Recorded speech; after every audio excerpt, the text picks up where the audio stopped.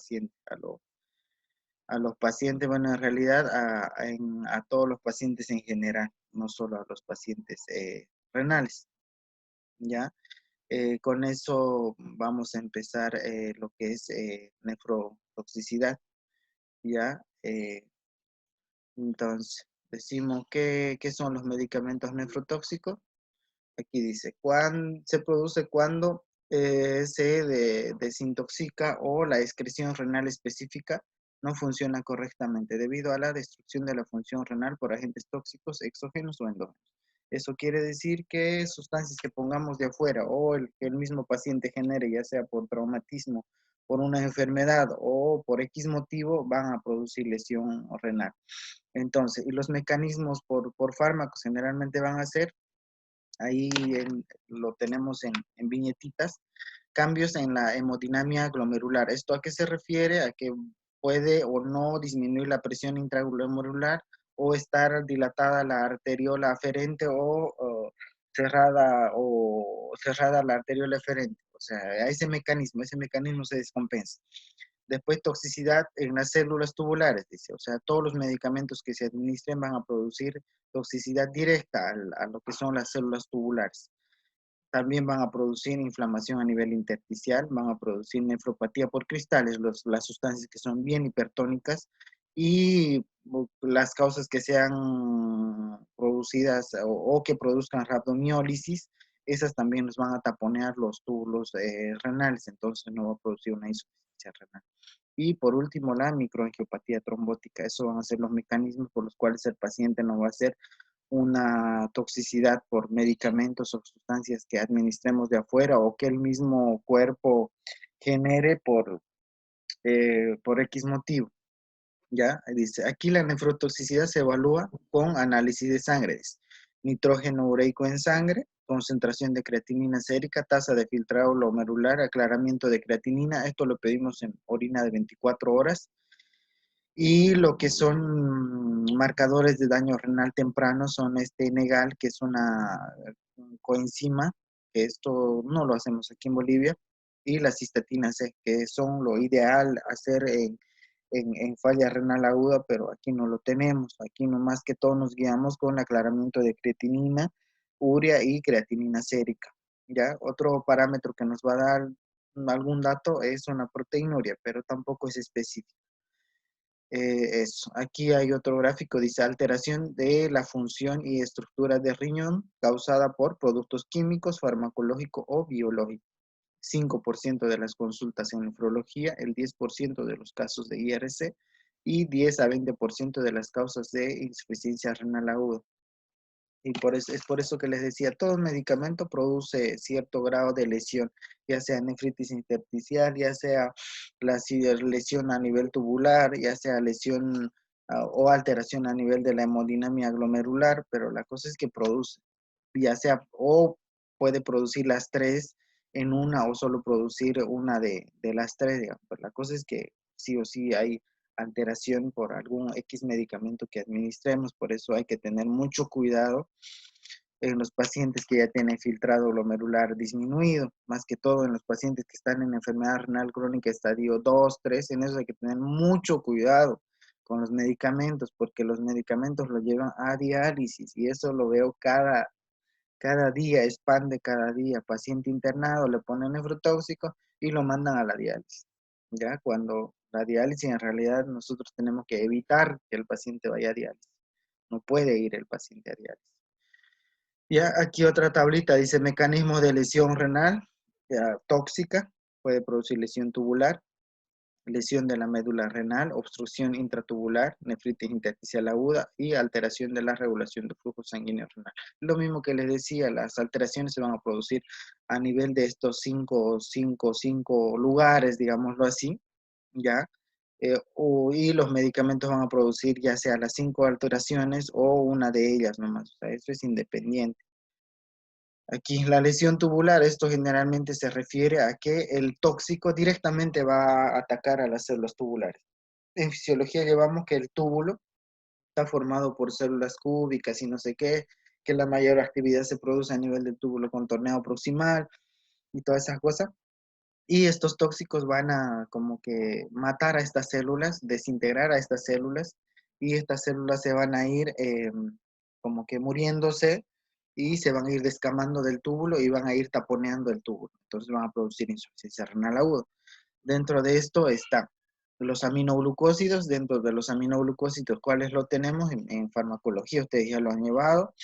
Ahí está amicacina, gentamicina, metales pesados, cefalosporina, sanfotericina B, foscanet. Y aquí dice factores predisponentes, hipovolemia. Lógico, si yo le doy algún nefrotóxico a un paciente que está deshidratado, lógico, voy a producirle ira, ¿ya? Aquí dice insuficiencia renal aguda previa o disfunción hepática. Esas situaciones lo voy a terminar fundiendo al paciente y voy a terminar matándolo. ¿Ya? Por eso hay que tener mucho cuidado con los medicamentos que se administran. Aquí, otro lugar donde nos va a lesionar, lesión de la médula renal. Se daña fácilmente en caso de gasto cardíaco disminuido o hipoxia. Es decir, si yo tengo un paciente deshidratado con gasto cardíaco o volumen efectivo circulante disminuido, pues va a estar en hipoxia, ¿no ve? O va a llegar menos cantidad de sangre a ese glomérulo. Y si aparte le pongo nefrotóxico más, lo voy a terminar fundiendo, ¿no ve? Lo voy a fundir a ese paciente. Aquí menciona un ejemplo, por ejemplo, la furosemida. Dice, ya, si yo tengo un paciente deshidratado y a veces pasa en la consulta, los médicos utilizan por automático, no sé, la verdad no sé cómo llamarlo, pero la cosa es que lo utilizan. O porque el paciente dice, yo tomaba furosemida y el médico viene y se lo planta furosemida. Y el paciente está deshidratado.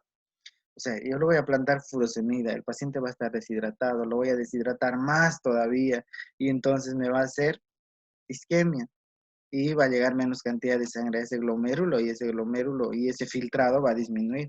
Y a los 2 o 3 días que le voy a hacer laboratorio, la creatinina se va a disparar y ahí te llaman y te dicen, ah, no, hay que llamar al nefrólogo porque se subió la creatinina.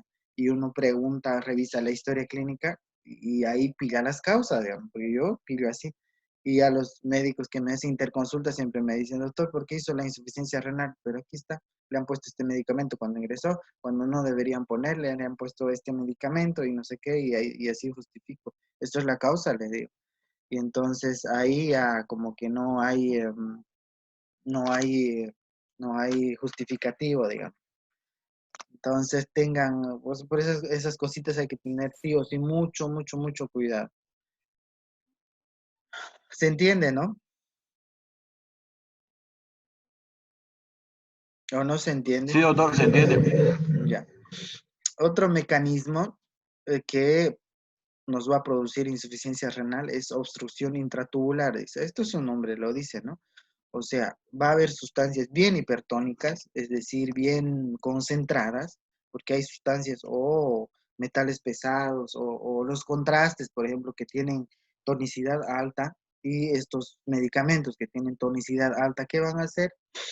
O sea, como tienen tonicidad alta y el paciente no está bien hidratado, estas van a producir daño directamente a nivel tubular.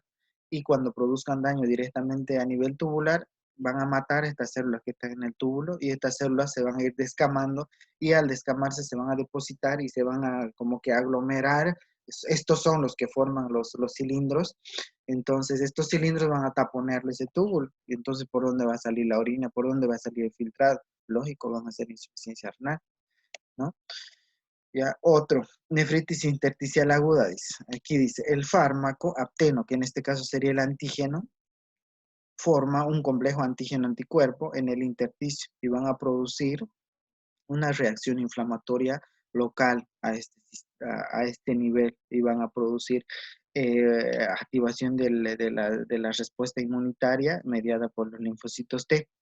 Por eso que cuando sospechamos de nefritis intersticial por medicamentos, tenemos que buscar eosinófilos en orina, aquí nos dice, ¿ya? Y el tratamiento, esto es el caso de nefrotoxicidad que responde bien a corticoides, por eso aquí dice tratamiento corticoide 1 miligramo kilo peso día, 2 semanas después dosis descendiente, ir bajando la dosis. Y aquí dice factores de mal pronóstico, persistencia de la insuficiencia renal, oliguria o edad avanzada. En esos casos sí o sí el paciente va a ir a diálisis. Ya aquí, alteración de la regulación del flujo sanguíneo renal, dice todo lo que altera lo que es la hemodinamia del glomérulo. Por ejemplo, la renina, angiotensina, aldosterona están encargados de aumentar el tono de la arteriola aferente y por lo tanto conservar el filtrado glomerular a nivel del glomérulo. Y las prostaglandinas disminuyen el tono de la arteriola eferente y para conservar el filtrado glomerular. Es aquí que actúan los AINES. O sea, por eso a los nefrólogos no nos gustan los AINES. ¿Por qué? Porque inhiben a estas prostaglandinas. Y entonces, al inhibir estas prostaglandinas, ¿qué va a pasar? Se va a abrir la arteriola eferente y se va a cerrar la arteriola eferente. Entonces, no me llega suficiente cantidad de sangre al glomérulo y al no llegar suficiente cantidad de sangre al glomérulo, ¿qué va a pasar? Va a disminuir el filtrado y el paciente va a entrar en insuficiencia renal aguda. Por eso que no nos gustan los AINES.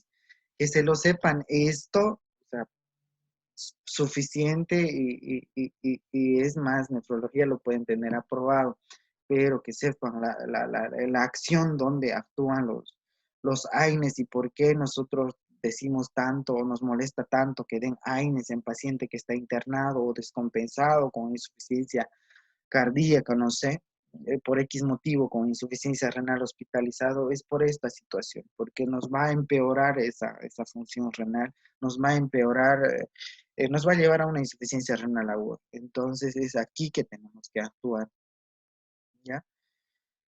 Aquí, nefrotoxicidad por fármacos, dice, esto lo vamos a pasar súper rápido. Síndromes clínicos producidos por medicamentos, dice, van a producir isquemia y alteración hemodinámica. Aquí medios de contraste, AINE, ciclosporina, tacrolimus. Estos ciclosporinas, tacrolimus son inmunosupresores que se utilizan en pacientes trasplantados, ¿ya? IECAS, anfotericina B, antimicótico. Después va a producir necrosis tubular aguda los aminoglucósidos porque tiene acción directa a nivel tubular, el cisplatino, la anfotericina B y las cefalosporinas.